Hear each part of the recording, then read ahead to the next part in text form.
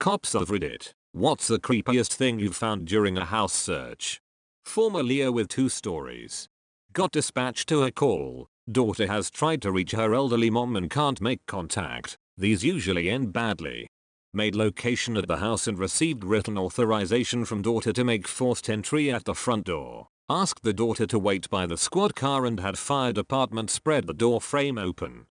Immediately noticed the smell and began to search the house.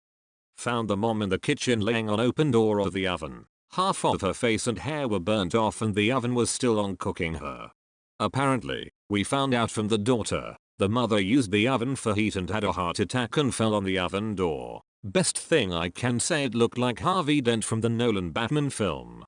Second story. Got a call from dispatch about a woman screaming from an abandoned apartment saying she was being tortured, killed. My partner, 4 other officers and I had to search every room and door in what looked like a college dorm. All the doors faced inwards and there was absolutely no way of knowing where the screaming was coming from. Partner found the woman covered in her own blood running out of an apartment. I held apartment door while he ran her down. Scariest call of my life. Turns out she was tripping on PCP and have been cutting herself. There was no way of knowing that until we searched the apartment. I swear that Michael Myers Kruger Chucky was waiting behind every door in that apartment waiting to stab me. Awesome time. Friend of a cop here. He told me about how him and his buddy went to search in an apartment. They looked around and his buddy finally called him over. A guy was just in an oven. Dead of course, but in an oven. When the guys tried to pull him out of the oven, all the contents and gas of the dead guy fell right out. A few of the guys vomited and gagged. Creepiest, a dead guy, but not just your average dead guy. This guy died on his couch, surrounded by no less than 1,500 Miller Lite cans. Plus, he had no friends or family. None. He was retired and his electric bill was auto-deducted from his checking account. He died on his couch, and no one realized it for 5 months. When we found him, the top, front really, because he was on his back, was completely skeletonized, but the bottom, or back, against the couch, was still meaty and rotting. The half skeleton was kinda creepy, but it's really creepy and sad that this guy left this world and it didn't affect anyone, just gone and forgotten. Funniest, respond row a burglary. Going through the house with the homeowners, a young married couple, documenting damage and loss. Step into the bedroom. There's a red vibrator on the floor. They look at it, I look at it, and then we look at each other. Spend the next 5 minutes with locked eye contact talking about the broken window, missing jewelry, missing TV, etc. Everyone refusing to look at, discuss, I acknowledge the vibrator, and then onto the living room. Oh. There was also the dead fat lady with the pug that started eating her whole. Possibly too late to the party, but here it goes. I was a fresh officer with dreams being a hero. I get dispatched to a call of a family fight. Not wife and husband, but brother-sister. The female was reporting the male had attacked her. I arrived and located a female and male. The male I knew from prior contacts. I detained him in handcuffs and quickly smelled the strong odor of pepper spray. I found out that after the male knocked off the female's weave, she pepper sprayed him. I knew there were different types of pepper spray, like gel. I'm walking around the house taking photos for my investigation and accessing the property damage. I noticed that in his room the odor from the pepper spray was extremely strong and made my eyes instantly water with a decent amount of stinging sensation. The fumes made it incredibly hard to breathe and left me without the ability to breathe at points, requiring that I leave the room to get fresh air. I find a brownish gel substance all over the walls in the shape of handprints. I photograph it and determine that it was the pepper gel that male suspect was wiping off of his face onto the wall. I found it odd that it was all over the walls and covered the room, although this chick dusted him with the entire can of pepper gel. After some investigation, I took the male to jail. I responded to the same house several days after for an unrelated medical issue. There were more family members at the house and the male was still in custody. I was having a conversation with the family as the hero firefighters were saving the day. I inquired if they had fully cleaned up the pepper spray from the mail's room. He gave me a strange look and told me there was none in there. I told them about the gel that was on the wall. I then sat there in horror as they explained to me this man had been, for years, coming on his walls and playing with it. And the gel was in fact old cum and the fumes were the pungent smell of this man's cum room. My uncle is a cop and likes to tell the story of the time he's shown up to arrest a 15-year-old who skipped school to throw rocks through some cars and steal things in them. He gets there and knows the kid. They've gotten him a few times from the school with drugs, one time for having a knife. They knock on the door and his 18-year-old brother and 17-year-old sister open it. Cops say what they want and they tell them to fuck off. Cops show they have the warrant for the kid's arrest and that they have to open the door. Get told another time and now the other cop car pulls up and asks what's going on.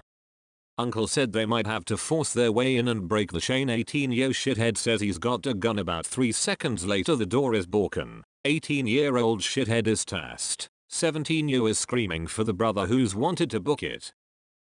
He jumps out the window and gets away. For now, brother is thrown in cop car. 17-year slaps the one officer. Gets the same free ride and bracelets. They call the property manager and get permission to enter the house completely to investigate.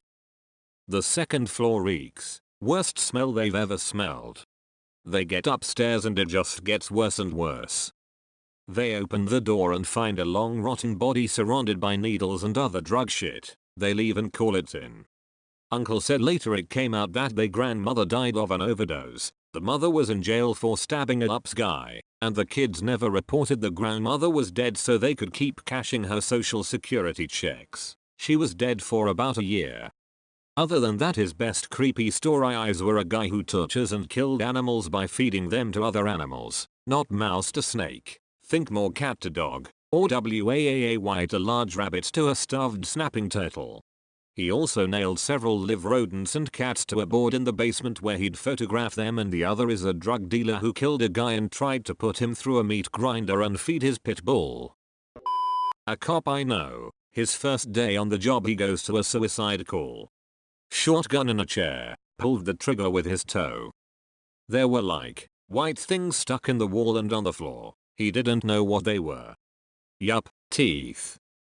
Another one told me of the guy who was forced at gunpoint to shoot his own dick off. Rival drug dealers. I am interning with the sheriff's police department, so most of my time is spent on patrol. We got called out to do a wellness check which the deputy thought was going to be a piece of cake, like she was out of town or something. We get there and are met by the neighbors who told us that the mail is piling up in the mailbox and that there are several untouched packages on the porch.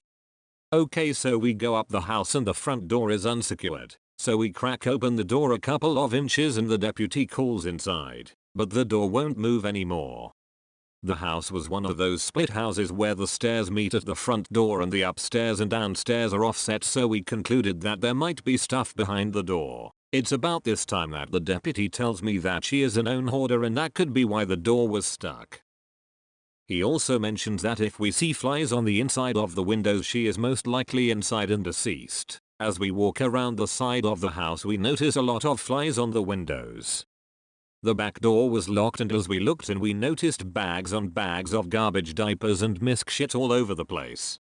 We head back to the front and attempt to make entry. He pushes the door open, this time with more force, and from underneath I see a grease-like liquid spreading out from under the door.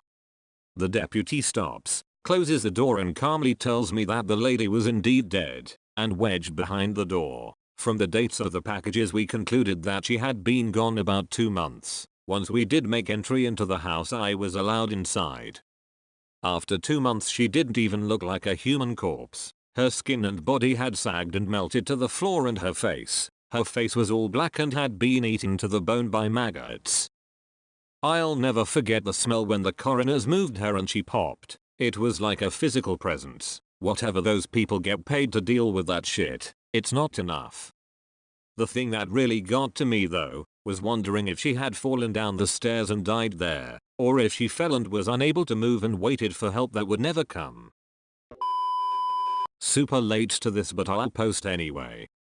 We went to an apartment which was a local drug den.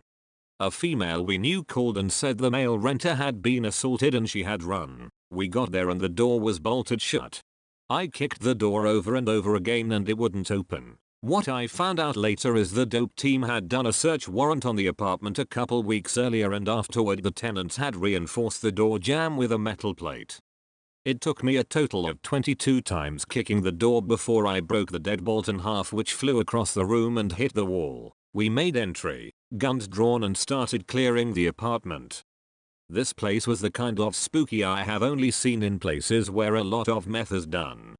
It was dark. There were swastikas, 666, upside down pentagrams, etc. painted on the wall, pictures of faces hung on the wall with the eyes X'd out, and baby dolls with their eyes scratched out into X's.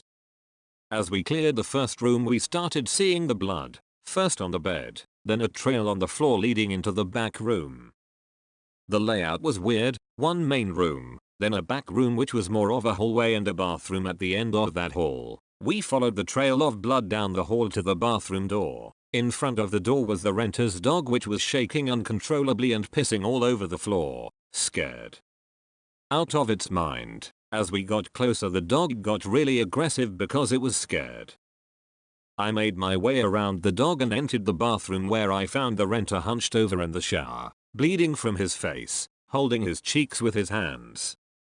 He was frantically trying to talk, pleading with us not to hurt his dog. Blood was dripping from his mouth and I couldn't understand him. Then I saw the extent of what had happened to him. His jaw had been dislocated on both sides when he was beat by two men with a hammer, and it was just hanging there. As he was trying to plead with us, he could only attempt to talk by flicking his blood-covered tongue in the pattern of the words because his jaw didn't work at all. Not my story, but my uncle's. Years ago my uncle told us about a woman who would call the police station just about every night claiming that fairies or elves were breaking into her house and stealing her food. As is custom, every time she calls, they send a unit to check on her. My uncle gets it about 2-3 times per week. Every night they stop by her house and reassure her that no one has broken in and calm her down. One night when he gets to the house, she has poured powdered sugar all over the floor to record their tracks, and my uncle says he literally has to do a double take. All over the floor of her kitchen are these little tracks, tiny like nothing he's seen before. His partner starts taking photos and trying to figure it out. A few other officers come in, as most of them had gotten the call to her house too and want to see it. 10 police officers all completely baffled as to what these weird little prints are. Turns out a possum had babies and they were sneaking into her kitchen for warmth or food. The prints looked so foreign because most of the time baby possums are carried by their mother, not running around. 7 are rounded up and released in a less residential area.